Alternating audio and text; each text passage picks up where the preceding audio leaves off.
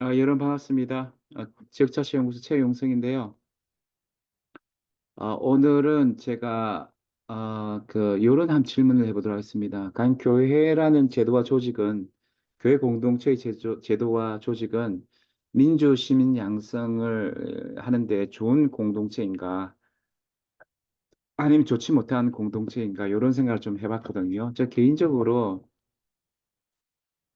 최근에 복음주의 교회 공동체, 은사주의 나 어떤 오순절 계통의 교회 공동체가 목사님들의 카리스마를 너무 강조하면서 성도들의 어떤 민주주의를 위해서는 좋지 못한 공동체가 아닐까 뭐 이런 고민도 해봤는데 아니 이거는 하나의 고민입니다. 근데 이제 역사적으로 이제 교회 공동체는 조금 민주 시민을 양성하는데 실패하기도 하고 성공했다고 생각해요. 그래서 책임을 다하기 위해서는 교회 공동체가 조금 이제 좋은 공동체가 된다. 민주 시민을 양성하기 위한 예를 들어서 이제 그 중세를 보면은 그러니까 하나님과 인간관계를 매개해서 예수님 오신데 예수님은 막 권위주의 같은 분은 아니죠. 그런데 예수님과 인간 사이를 매개해서 교회가 있었고 근데 그 교회가 다시 교회와 인간 사이를 매개해서 성직자주의를 강조하는데 그 성직자주의를 너무 강조하다 보니까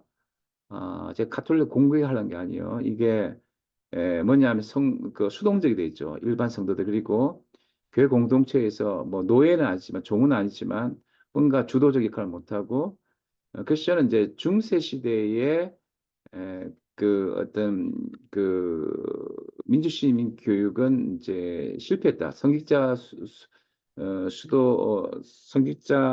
어떤 수직적 위계적 조직 속에서 모르겠 개개인의 영성 모르겠지만 민주시민이 항상 실패하지 않았냐. 그렇다면은 이제 요걸 이제 반대했던 이제 과연 이 루터는 민주시민 교육을 루터교는 이제 정규교육을 통해서 이제 성자 위계제도를 비판하고 만주재산을 강조했는데 성공했느냐 모르겠어요. 근데 조금 이제 문제가 있을 수 있다라고 봐요. 정말 이제 루터교에서 정말 그 민주시민 교육을 잘 했으면은 히틀러 이렇게 이제 무길하게 이렇게 복속되는 권위주의 퍼센트가 나왔을까, 막 이런 고민이 있는데, 일단, 그, 그, 그런데 이제, 장로교 같은 경우 있잖아요. 장로교 같은 경우는 그런 얘기를 해요. 대의민주주의를 만들었고, 이게 이제 그 로크의 외에서 국가 운영을 위한 어떤 그 체제로 도입됐는데 이걸 이제 조스트 밀 같은 그 철학자 굉장히 강조했는데 근데 문제는 뭐냐면 장로교의 이런 어떤 대민주주의가 또 근대 민주주의에서 굉장히 중요한 대민주주의가 사실은 20세기에 와가지고 굉장히 가두제화되거든. 그래서 아 우리 한국 교회는 이제 그 목사교를 부를 정도로 이제 이게 이제 가두제가 심하고 뭐 교회 세습을 하더라도 성도들이 그걸 수용하는 뭐냐 하면 이제 교회 사사 일하고 근데 국가도 마찬가지 국가도 지금 뭐냐 하면 너무 이제 가두제화가 대의민주주의 가두제 돼가지고 어떤 어, 어떤 그대 양당 체계 속에서 어떤 시민들의 정참여를 많이 막고 또 그 어떤 이 기득권 카르텔 조직화되고 또 뭐냐 하면은 또 신관료 행정 조직들하고 어떤 또 브라만 좌파든지 뭐 그 또는 상위 노파든지 이런 어떤 시스템 속에서 시민들이 제대로 이제 그 시민적 특성을 가지고 형성되는데 조금 문제가 있어요.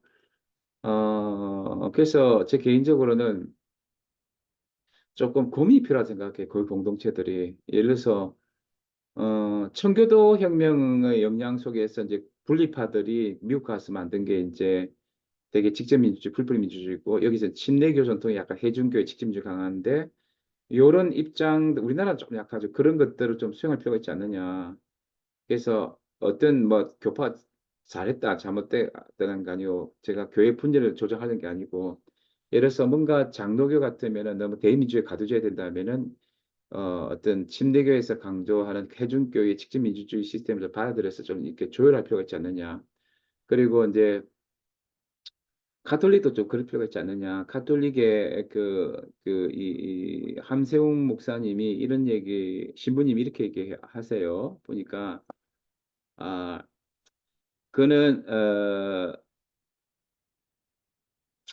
그 교회가 신자들을 민주시민으로서 제 역할을 하도록 교육해야 한다면서 그에 앞서 교회 의 민주화에 대해 성찰했는데 그는 성직자를 중심으로 해서 교회 수직 구조와 문을 언급하며 교회가 우리 사회에서 민주화에 가장 뒤처진 곳이라는 점에 유감스러운 일이고 더 유감스러운 것은 민주적 방식을 요구하는 신자들을 교회가 인정하지 않거나 심지어 배척하는 것입니다.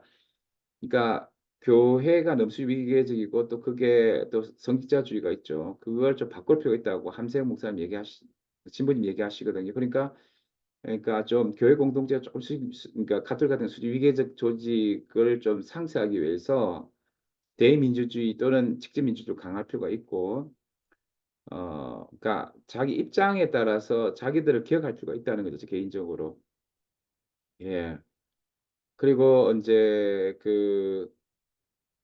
또 이거 좀 고민되는 게 뭐냐면, 과연 교회 공동체는 기후 시민성, 그러니까 민주 시민뿐 아니라 민주 시민성이 아니고 기후 시민성을 어떤 이렇게 좀 고양하는 공동체일 수 있을까? 이런 고민을 하는 거예요, 제 개인적으로.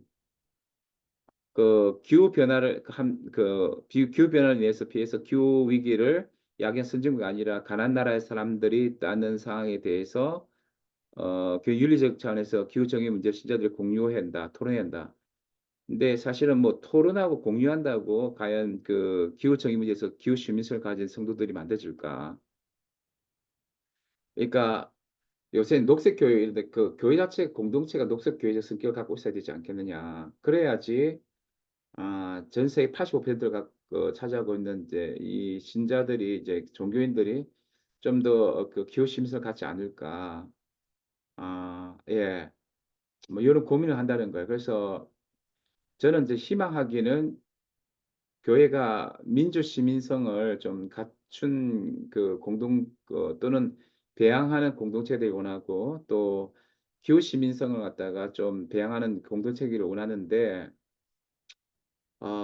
정말 이렇게 그러려면은 교회 공동체 자체가 경제 정의와 빈곤 문제, 기후 위기, 이 평화 관련해서 뭔가 공동체성이 있어야 되거든요. 그 어떤 잠재적 교육 과정이랄까 이런 것들이.